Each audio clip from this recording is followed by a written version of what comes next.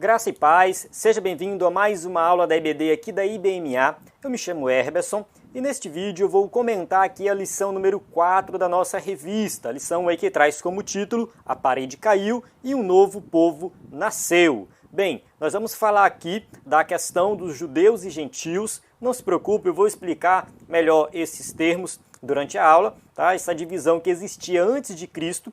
E depois do sacrifício de Cristo acabou essa divisão e agora todos formam um só povo em Cristo Jesus, que é a igreja. Então é um assunto muito interessante que nós vamos comentar aqui em Efésios capítulo 2, tá? Abre a sua Bíblia aí agora, você pode pegar a sua Bíblia para acompanhar. Durante a aula eu vou mostrando os versículos aqui no slide. Usei a tradução NVI, mas você pode usar aí outra Bíblia para comparar as traduções e entender melhor o texto bíblico. Mas o que nós vamos comentar aqui é Efésios 2, do 11 ao 22. Então aqui são alguns versículos. Se você assistiu a aula anterior foi do versículo 1 ao versículo 10. Então aqui nessa parte Paulo detalhou sobre o sacrifício de Cristo, o resultado do sacrifício de Cristo na nossa vida. Ele vai falar que nós estávamos mortos em delitos e pecados, mas em Cristo, né, nós fomos vivificados e somos uma nova criatura. Então isso aqui é detalhado do versículo 1 ao versículo 10. Depois Paulo vai falar aqui, vai continuar explicando sobre isso, mas de uma forma diferente, mostrando que em Cristo temos um único povo, que é a igreja, formado por todos que creem em Jesus como Salvador. Não importa se é da nação de Israel, se não é da nação de Israel, não importa a cor de pele, não importa nada. Se crê em Jesus, faz parte desse novo povo que é a igreja. Uma lição muito boa, muito prática aí para o povo de Deus. Então vamos ver aqui o alvo da lição. O alvo da lição são os objetivos a serem alcançados, né? Então vamos lá, entender de que maneira a cruz de Cristo uniu judeus e gentios num só povo. Reconhecer que antes de Cristo, os gentios não faziam parte do povo de Deus, não tinham esperança nem Deus. Saber o que Jesus fez para nos reconciliar com Deus e perceber que faz parte da nação e da família de Deus, que é a habitação dele. Ou seja, que agora, em Cristo, nós fazemos parte da nação, da família de Deus e que somos a habitação de Deus. Vamos lá, continuando, né? Sentir-se reconciliado com Deus por intermédio de Jesus Cristo. Nós temos que ter esse sentimento de reconciliação. Conscientizar-se de que a Igreja de Cristo deve viver segundo a essência com que foi criada. Agradecer a Cristo por sua obra reconciliadora e ajudar a igreja a viver com essência, como nação modelo de comunidade humana, como família que vive em amor e como habitação de Deus, conduzida pelo seu Espírito à santificação. Certo? Então aqui são os objetivos a serem alcançados. É muito importante nós olharmos esse último aqui, né? Ajudar a igreja a viver a sua essência. A igreja tem que fazer a diferença. A igreja somos nós. Mas quando nós nos unimos em comunidade, aí a comunidade local, aonde você congrega, essa comunidade local também é chamada de igreja, porque é a união de todos os crentes ali que se reúnem para celebrar a Deus. Essa comunidade tem que fazer a diferença, tem que mostrar o amor verdadeiro por quem está próximo, enfim, tem que impactar a sociedade de alguma forma. Vamos lá, vamos entrar aqui na nossa lição. Aqui tem o versículo na introdução. Eu não vou entrar em detalhes aqui nesse versículo, porque eu vou falar dele lá na frente, tá? Durante a aula, a gente vai entrar em detalhes aí com relação a esse versículo. Então vamos aqui na nossa introdução. O que a introdução vai esclarecer para nós? Primeiro, a diferença entre judeus e gentios.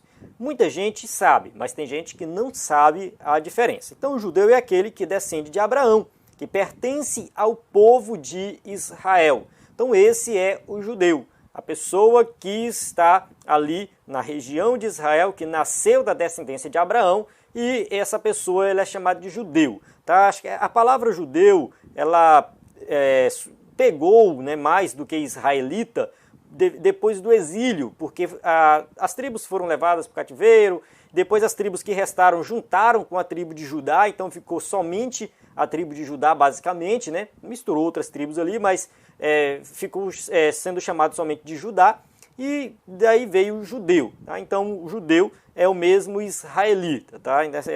O mesmo sentido. O gentio é aquele que não é judeu. Tá? Ou seja, a pessoa que nasceu fora de Israel, que não é da descendência de Abraão, ele não é judeu, então ele é gentil. Tá? É bem simples, tá? A diferença entre os dois não tem segredo. Naquela época do Antigo Testamento, nos dias de hoje também, se alguém resolve se converter ao judaísmo, tá? Uma pessoa é um gentil e de repente ela acha interessante e quer se converter ao judaísmo, é chamado de prosélito. Então o prosélito é aquele que se converte ao judaísmo, é o judeu prosélito. Então a gente tem basicamente essas três classes de pessoas. Então isso aqui era algo muito forte na época da igreja primitiva, tá?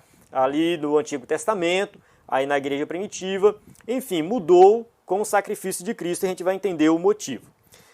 Então vamos lá. Quem éramos outrora? Efésios 2, de 11 a 12. Vamos comentar esses dois versículos aí. Os gentios eram objeto de desprezo dos judeus.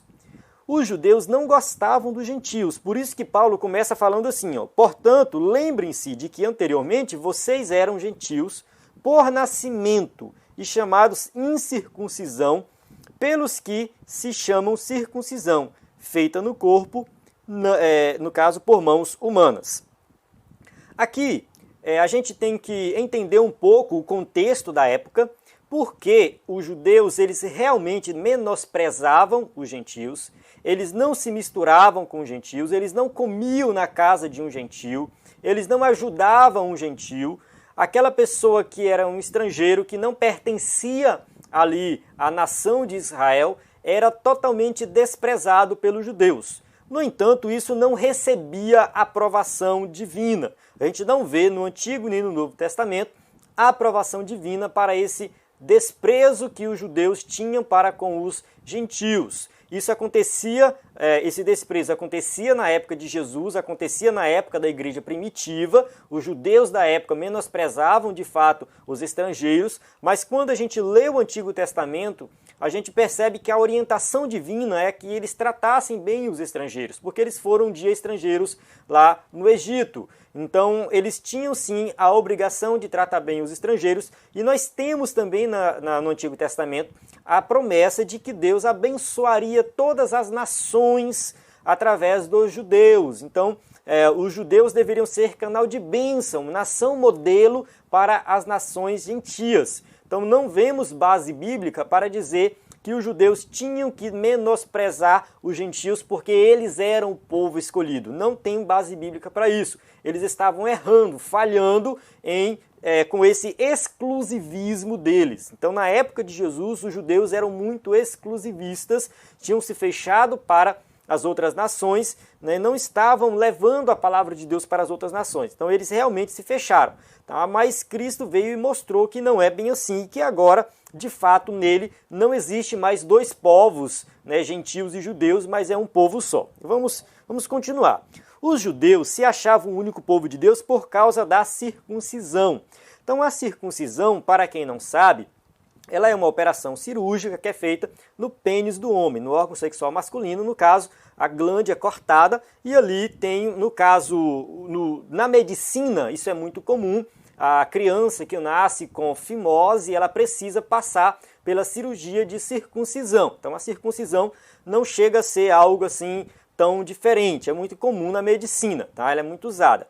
Os judeus não são os únicos que praticam ou que praticavam a circuncisão. Tá? Muitos povos antigos praticavam a circuncisão com significado religioso. Existe muito estudo sobre isso, não chegou ainda a um consenso do motivo das pessoas praticarem a circuncisão com relação a esse símbolo religioso. Nos dias de hoje a gente tem os muçulmanos que praticam também a circuncisão. É um pouco diferente dos judeus, o significado também é um pouco diferente, mas também praticam a circuncisão. Segundo a OMS, 20% da população mundial pratica é circuncidada, no caso dos homens, né? 20% dos homens são circuncidados nos dias de hoje, tá? Isso é muito comum, hoje não é só dos povos antigos. Quando Deus chama Abraão e faz um pacto com Abraão, Deus coloca ali um sinal exterior daquele pacto que Deus tinha feito.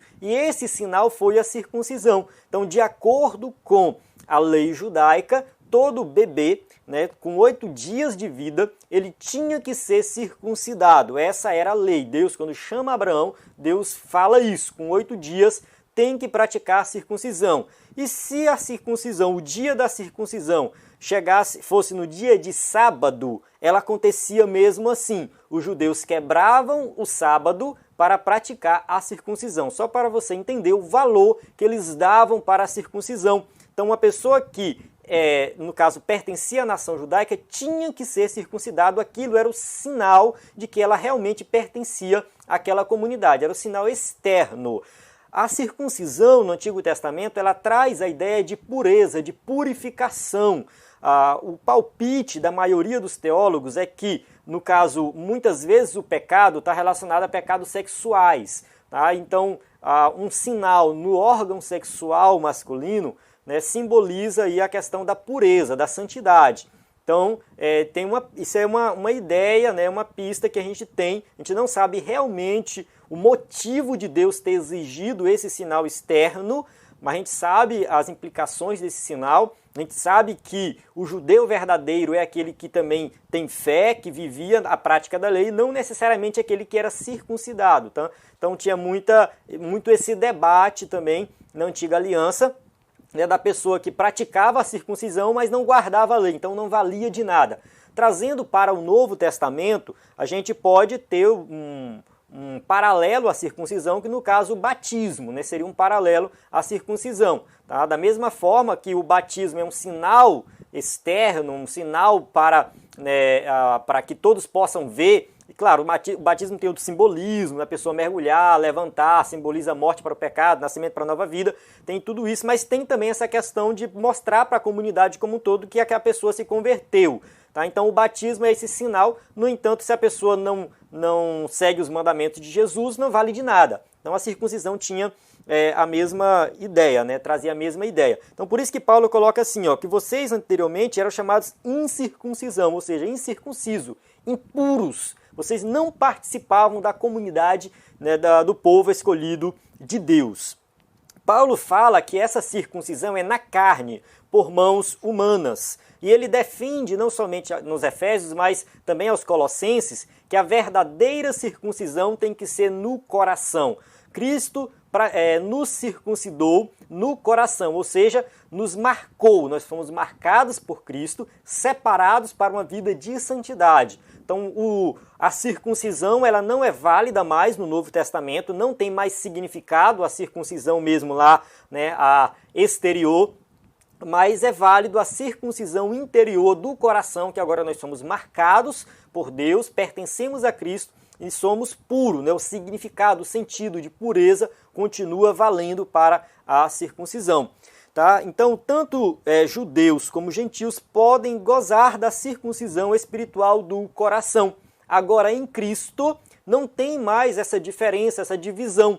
Tá? Se um judeu hoje quer ser salvo, ele precisa crer em Jesus como Salvador, ele precisa confiar sua salvação em Jesus. Não tem mais sacrifício na Antiga Aliança, não tem mais circuncisão, não tem mais nada. Tá? A única coisa que ele precisa fazer é crer em Jesus como Salvador. Da mesma forma, um gentil. O gentil hoje que quer se converter, alguém, no caso, eu sou um gentil, você que está me assistindo, se você não tiver nascido da linhagem judaica, você também é um gentil. Então, gentil, para ser salvo, tem que crer em Jesus como Salvador. Então, o método é o mesmo, tá? Não tem diferença, não tem mais um povo exclusivo. O povo exclusivo é aquele que crê, no caso, quando fazemos parte da igreja. Os gentios estavam espiritualmente alienados. Continuando aí, dentro do tópico 1 ainda, o subtópico, né, o subtópico 2. O que significa isso? Vamos lá, Efésios 2:12. Naquela época, vocês estavam sem Cristo, separados da comunidade de Israel, sendo estrangeiros quanto às alianças da promessa, sem esperança e sem Deus no mundo. Então aqui Paulo está fazendo esse paralelo entre judeus e gentios e falando, olha, vocês que são gentios, porque a igreja de Éfeso estava numa região ali que só tinha, a maioria, na verdade, eram gentios, tá? A grande maioria eram gentios, então os crentes, a grande maioria ali eram gentios. Eles estavam sem Cristo, tá? Mesmo depois que Jesus veio, os gentios estavam ali numa situação muito pior do que a situação dos judeus. Por quê? Porque Jesus nasceu na Judéia, pregou ali entre os judeus. Os primeiros convertidos foram judeus. O Espírito Santo foi derramado primeiro sobre os judeus. Eles estavam em vantagem, porque eles estavam recebendo o Evangelho primeiro do que todo mundo. Tá? Então, Jesus pregou o Evangelho ali na região da Judéia. A gente vê que Jesus saiu de vez em quando, tem algumas passagens, né, Jesus saindo, Jesus curando pessoas ali que não eram da comunidade de Israel, mas de fato a questão, a promessa do Messias era para a nação de Israel e o Messias veio na nação de Israel. Tá? Depois o Evangelho começou a se expandir, começou a ir para outras regiões, para a região dos gentios. Então, Paulo está colocando a situação aqui dos gentios numa época que Cristo já tinha vindo. Jesus já veio, o Messias já veio e mesmo assim vocês estavam longe, afastados, separados da comunidade de Israel sem Cristo, né? Ou seja, o fato deles estarem separados da comunidade de Israel, isso também tinha uma conotação muito forte porque eles não faziam parte do povo da promessa. Tá? Eles não estavam afastados, separados de tudo.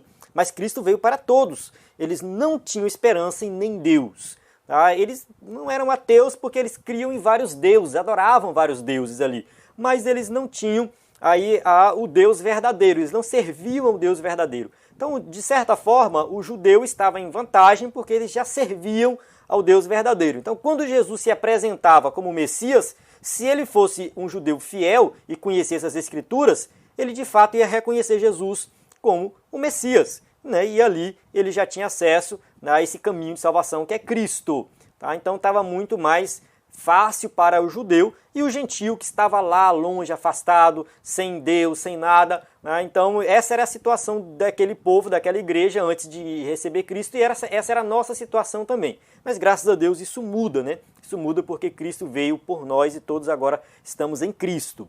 Aplicação para hoje. Podemos dizer que todos os gentios não convertidos de hoje se encaixam no mesmo estado espiritual que Paulo traçou em Efésios 2, 11 e 13?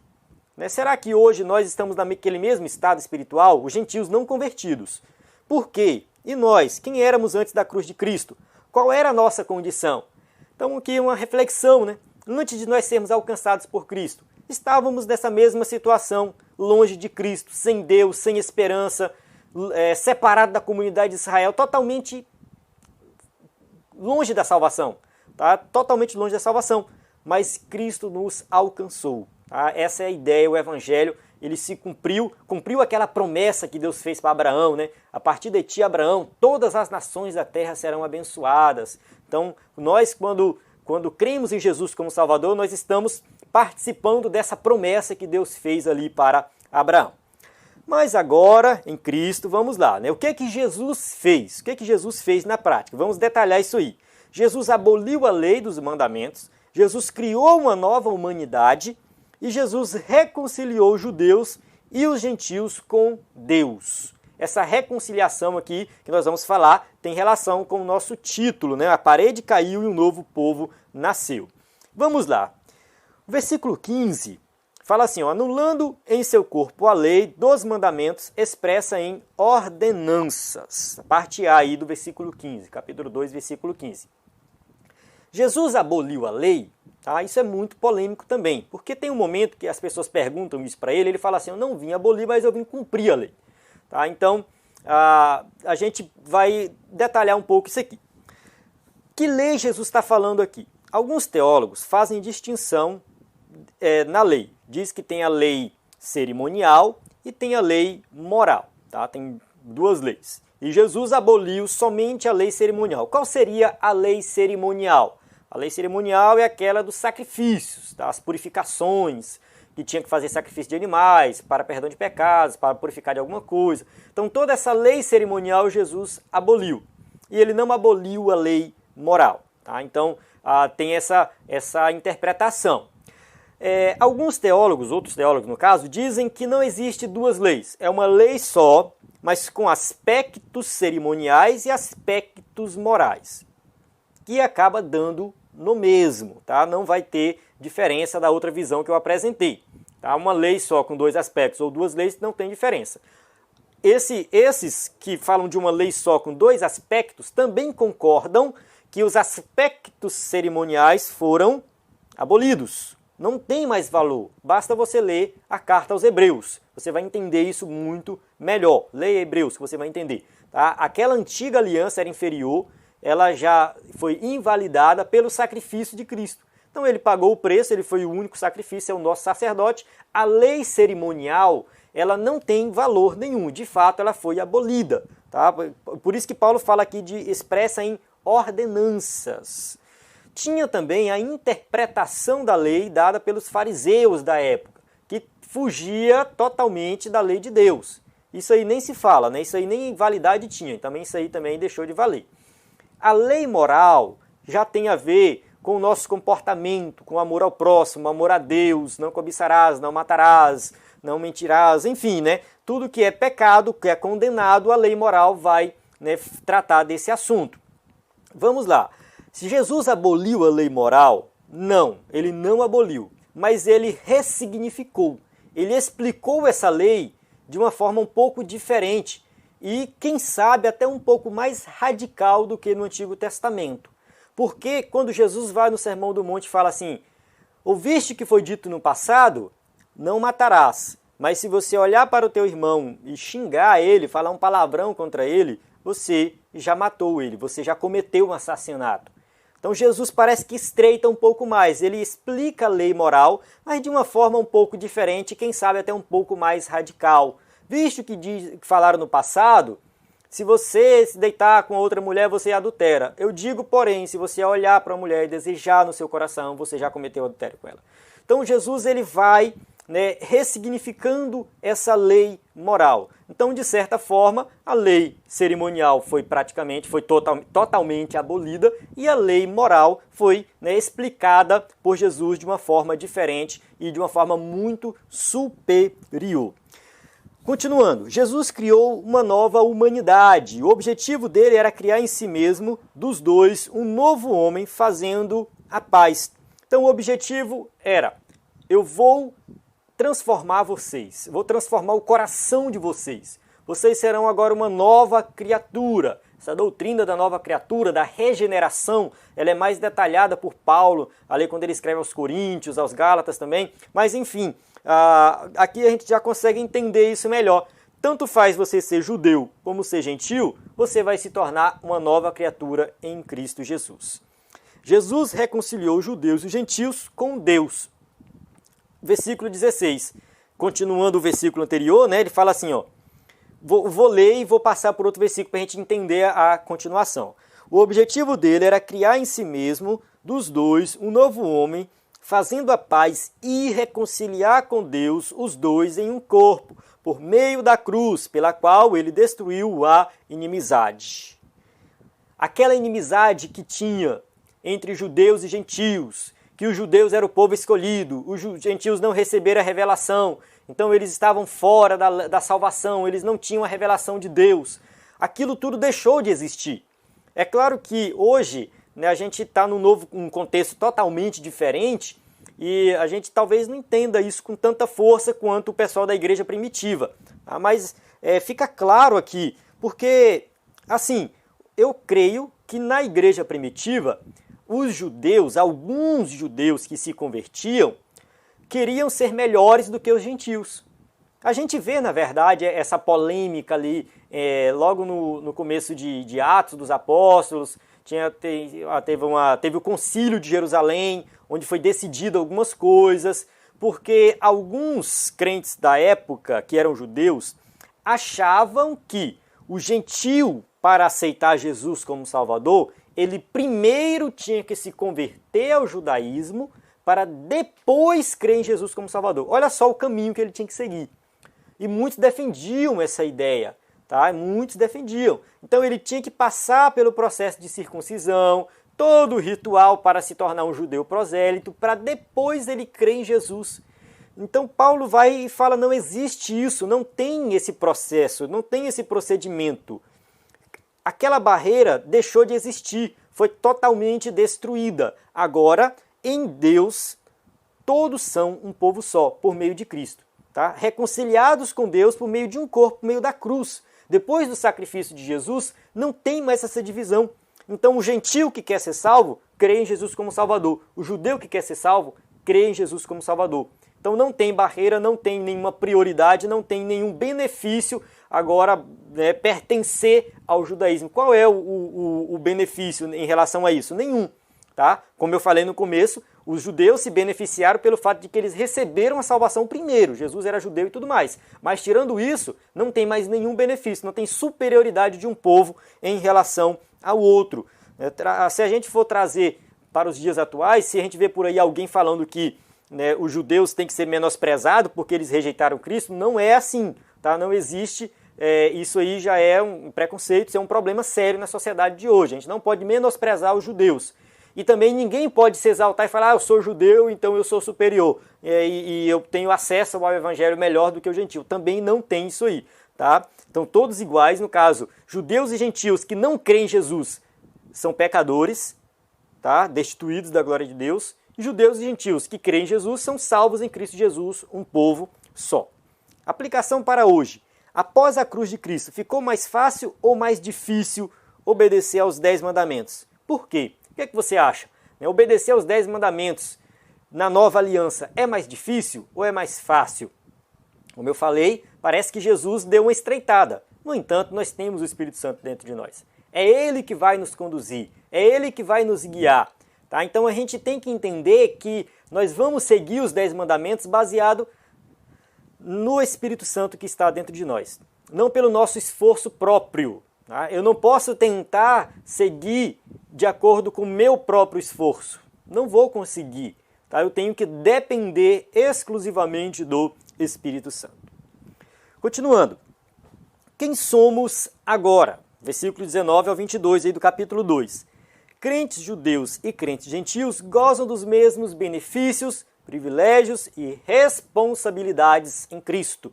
Não tem diferença. Paulo também teve muito problema com isso na igreja primitiva. Não somente Paulo, mas todos os apóstolos, líderes de igreja, tiveram problemas porque alguns judeus queriam se sentir superiores, como se eles tivessem algum benefício, mas não existe isso. Né? Nós somos agora a nação de Deus. O versículo 19 vai deixar isso bem claro. Eu não coloquei o versículo aqui no slide, né, mas a gente pode acompanhar aqui na Bíblia. E nós vamos entender que Paulo usa aqui uma figura de linguagem para que nós possamos compreender agora essa nova situação que nós nos encontramos em Cristo Jesus.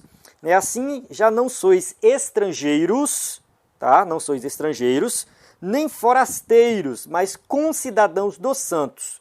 Ou seja, pertencemos temos a mesma cidadania, pertencemos à mesma nação, que é a nação de Deus, é um povo só. Somos família de Deus. O versículo 19 ainda continua falando assim, ó. Ele continua falando assim, mas concidadãos dos santos e da família de Deus. Tá? Então pertencemos agora à nação de Deus, pertencemos à família de Deus. Somos irmãos. Irmãos em Cristo, não importa se é judeu, se é gentil, não importa se é brasileiro, se é norte-americano, se é africano, não importa se é branco, se é pardo, se é negro, não importa se é homem, se é mulher. Paulo chega até a falar isso também lá aos Gálatas, né? Todos são um em Cristo, tá? Não tem mais nenhum tipo de diferença. Ele fala também que somos templo de Deus. Vamos entender aqui melhor, tá? No caso, versículo 20 a 22. Edificado sobre o fundamento dos apóstolos e dos profetas, de que Jesus Cristo é a pedra principal, a pedra de esquina. Tá? Então fomos edificados sobre o ensinamento dos apóstolos, que seguem o ensinamento de Cristo, que é o ensinamento base do cristianismo. No qual todo edifício bem ajustado cresce para templo santo no Senhor, no qual também vós juntamente sois edificados para a morada de Deus no Espírito. Agora, todos são morada de Deus. Em Cristo Jesus somos salvos, somos perdoados, uniu-se judeus e gentios, não tem mais diferença, não tem mais essa separação, é um povo só, e agora esse povo é a habitação de Deus. Se a gente observar quando Jesus conversa ali com a mulher samaritana, ela, no caso, o samaritano era um caso particular, né? Eles não se encaixavam nem como gentios, nem como judeus puros, era um povo misto, né? Misto com gentios e judeus, enfim, temos que ler lá um pouco no Antigo Testamento, para entender melhor isso, mas enfim, vamos lá. Quando a mulher samaritana conversa com Jesus, ela está preocupada com isso. Senhor, onde é que eu adoro? Meus pais falavam que era no Monte Gerizim, os judeus falam que é lá em Jerusalém. E aí, como é que fica? Onde é o local de adoração? E Jesus vai falar, olha, não tem mais isso. Não importa que os verdadeiros adoradores adorarão o Pai em espírito e em verdade. Não tem mais um local sagrado, não tem mais um povo exclusivo. Tá? Quem for adorar o Pai vai adorar em espírito e verdade em qualquer lugar, em qualquer situação, em qualquer circunstância, porque agora Deus habita dentro de nós. Tá? Essa é a ideia, que Deus habita dentro de nós. Então, em Cristo Jesus, nós não temos mais nenhuma... somos diferentes dos não salvos, porque estamos em Cristo, mas não somos melhores do que judeus, nem piores do que judeus, melhores do que um povo ou pior do que um povo específico, porque todos são um em Cristo Jesus. Aplicação para hoje. O que Cristo fez para aproximar os gentios de si e para reconciliá-los com os judeus? É uma pergunta, né? O que Cristo fez? Ele morreu na cruz do Calvário, ele deu a sua vida, ele pagou o preço pelos nossos pecados. De que maneira a igreja, como família de Deus, tem feito a diferença em sua vida? Em que sentido os apóstolos e profetas são o fundamento da igreja? Então a gente tem que refletir isso aqui, família de Deus, a gente fala de família. Será que o fato de você pertencer a um povo que confia em Cristo, um povo que é salvo, um povo que vai morar no céu, isso tem feito a diferença na tua vida? As pessoas têm, na sua comunidade, na sua igreja, você tem recebido ajuda, tem recebido apoio psicológico, né? Não é nem a questão financeira, às vezes é um apoio psicológico, uma amizade, você tem desenvolvido amizade dentro da sua igreja, porque às vezes a gente tem pessoas que estão na igreja há muito tempo, mas não tem um amigo, não tem ninguém para conversar, às vezes tem mais amigo do mundo do que da igreja, e aí a gente tem que começar a questionar, será que essa igreja está cumprindo o seu papel de família de Deus? A gente tem que refletir sobre isso. E eu, como pertencendo a essa igreja, será que eu tenho exercido esse papel?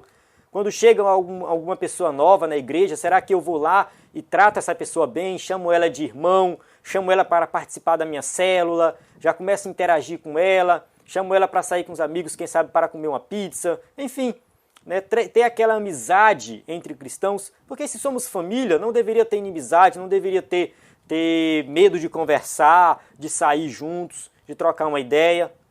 Então a gente tem que começar a refletir sobre isso, o nosso papel, né, como família de Deus, como crentes unidos em um só povo, sendo família de Deus. Chegamos na nossa conclusão. E a conclusão, escrita pelo John Stott, um grande escritor, recomendo muito você procurar os livros dele, diz assim, pergunto a mim mesmo se há alguma coisa mais urgente hoje para a honra de Cristo e para a propagação do Evangelho do que isto. A igreja ser vista como tal, uma nova humanidade, um modelo de comunidade humana, uma família de irmãos e irmãs reconciliados que amam a seu Pai e se amam uns aos outros. A habitação evidente de Deus pelo seu Espírito. Somente então o mundo crerá em Cristo como pacificador. Muitas vezes a gente vê a igreja se envolvendo com brigas, com escândalos. Muitas vezes as igrejas se envolvem com política e acaba manchando o nome da igreja nos jornais, nas redes sociais. E se a igreja não for um modelo, dificilmente nós vamos conseguir pregar o Evangelho. A igreja tem que ser um modelo dessa nova comunidade, família de irmãos que ama o Pai, mas que ama também uns aos outros, que faz a diferença com amor na sociedade. Quando a igreja fizer isso, quando a igreja de Cristo fizer essa diferença na sociedade, com certeza será muito mais fácil entre aspas, né, pregar o Evangelho, porque as pessoas vão nos admirar, as pessoas vão olhar para nós e ver que nós somos diferentes, ver que o nosso comportamento é diferente. Alguns historiadores dizem que na época do Império Romano, ali, que o Império Romano invadiu a Judéia, os romanos eles eram muito devassos, a devassidão era muito forte ali naquela região, no Império Romano, e os judeus eram muito conservadores, tudo certinho, vestiam-se bem, evitava todo tipo de escândalo, e eles eram admirados por esse comportamento diferenciado. Eles eram admirados por aqueles que eram devassos. Às vezes aqueles que viviam na devassidão queriam mudar o fato de olhar para um judeu e ver que eles eram diferentes. Então a igreja tem que ser assim, a igreja ela tem que ser luz do mundo, ela tem que fazer a diferença. Os crentes têm que fazer a diferença no comportamento, nas atitudes, em relação aos relacionamentos e tudo mais. Temos que refletir sobre isso, porque nós somos a igreja, a união de todos os povos, nós somos a igreja de Cristo. Será que temos refletido como igreja essa nova essência adquirida em Cristo? De que maneira a nossa igreja tem testemunhado essa essência à comunidade descrente? A sua igreja específica, aí no caso, a sua comunidade, onde você congrega, onde você vai, tem feito a diferença? Tem se relacionado bem com os descrentes? Qual é a imagem que os descrentes têm da sua comunidade? Então vamos refletir sobre isso e procurar melhorar nas áreas que a gente vê que precisa de fato melhorar. Amém? Então eu encerro aqui, espero que você tenha compreendido o assunto. Qualquer dúvida você pode deixar nos comentários, aí que nós estamos aqui à disposição para lhe responder. Graça e paz, até a próxima aula.